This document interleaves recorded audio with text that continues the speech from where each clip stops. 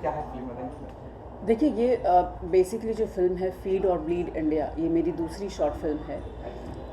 ये basically hygiene और hunger के जो कश्मकश है, उसके बीच की जो लड़ाई है, उसके बारे में ये फ़िल्म है।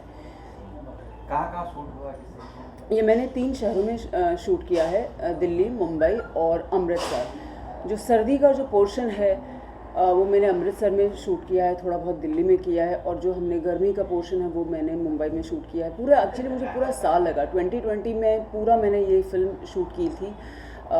लॉकडाउन से पहले मैंने एक्चुअली 2019 में, अभी तो बहुत कन्फ्यूजन होता है 2020 को कहते वक्त, लेकिन 2019 से मैंने ये शुरुआत की थी, फिल्म बनाई थी।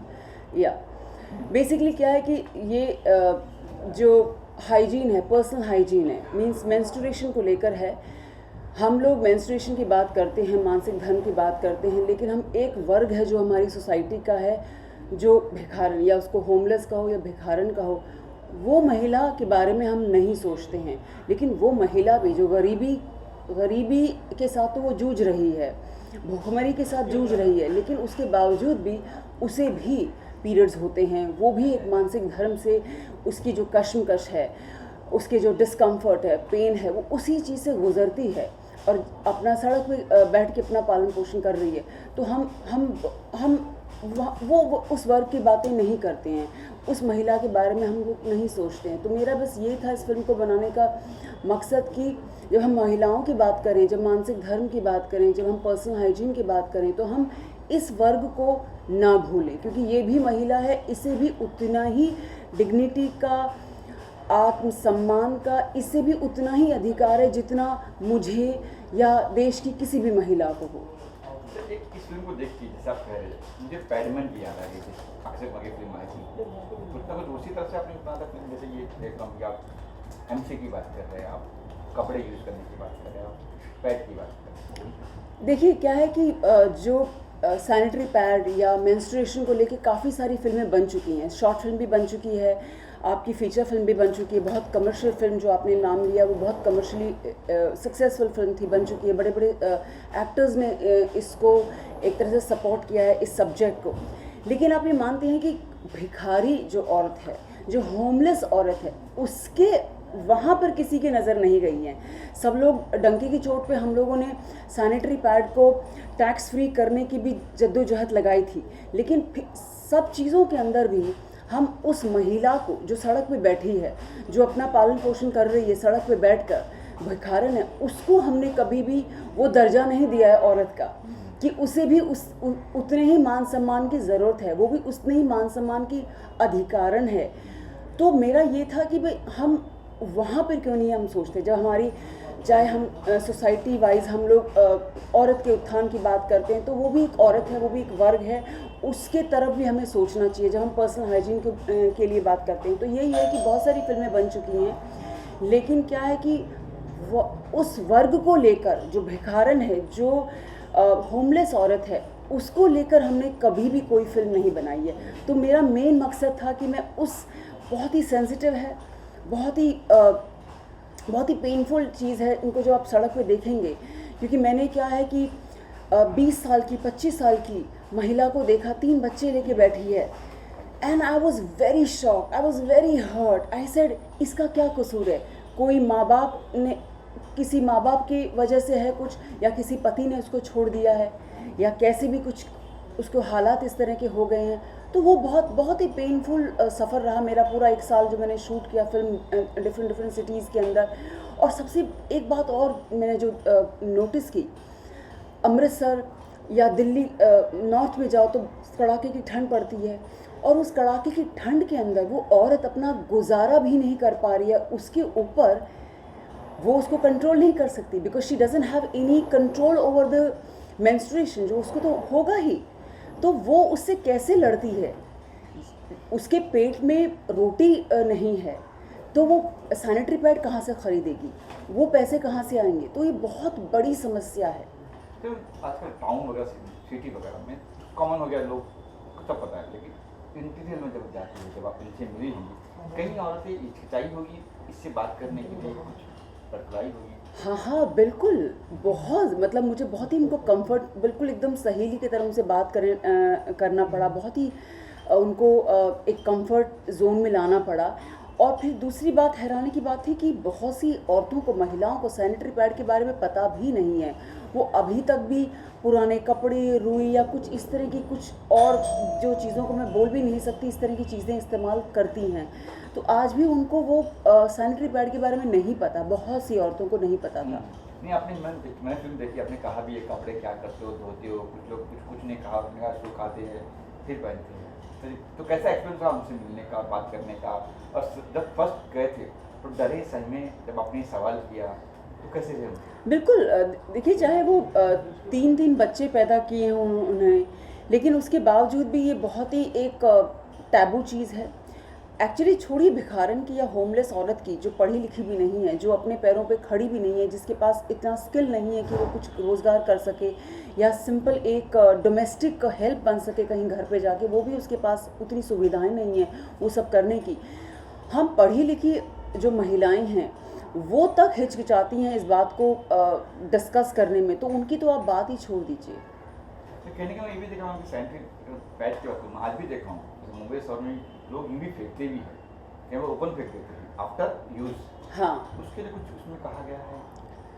इस बात पर आपने गौर किया? आपने देखा, मैंने भी कई बार देखा है सैनिटरी ने वैसे फेंका हुआ है, कुछ हाँ, एक्चुअली बहुत ही गलत बात है, बहुत ही गलत बात है। मुझे ऐसा लगता है कि स्कूलों के अंदर बच्चियों को ये ग्रूमिंग होनी चाहिए सबसे पहले, क्योंकि वही आगे जाकर माएँ बनेंगी, वही अपनी बच्चियों को सिखाएंगी। तो ये एक तरह सा मतलब कल्चर पास ऑन होना चाहिए एक जनरेशन से दूसरी जनरेशन। तो सबसे बड़ी बात ये है कि हम चाहे कितना भी कुछ भी करें आज की डेट में, लेकिन जब तक हम स्कूल के अंदर जो ग्रास रूट लेवल पे बच्चियों को ये हम लोग शिक्षा नहीं देते, उनको ग्रूमिंग नहीं देते कि पर्सनल हाइजीन को कैसे अपने आप को संभाल के रखें, अपने आप को कैसे टेक केयर करें, वो बहुत ज़रूरी है।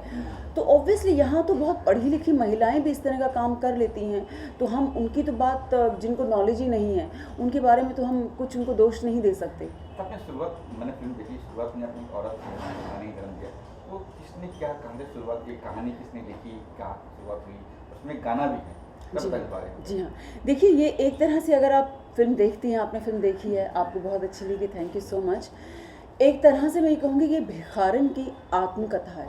तो जो अब शुरुआत ही फिल्म होती है कि मैं एक औरत हूँ, कि मेरे ही कोख से सब जन्मे हैं, तो क्योंकि औरत ने ही सबको जन्म दिया है, आदमी ने जन्म नहीं दिया, औरत की कोख से ही सारे बच्चे आए हैं।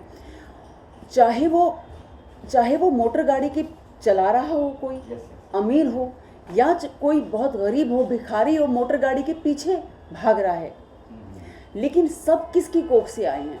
एक औरत की कोख से आए हैं। तो एक जो महिला है, जो भिखारन है, जो होमलेस है, वो भी एक महिला है, उसे भी उतना ही आत्मसम्मान का अधिकार है, उसे उतना ही पर्सनल हाइजीन कहो उसका अधिकार है।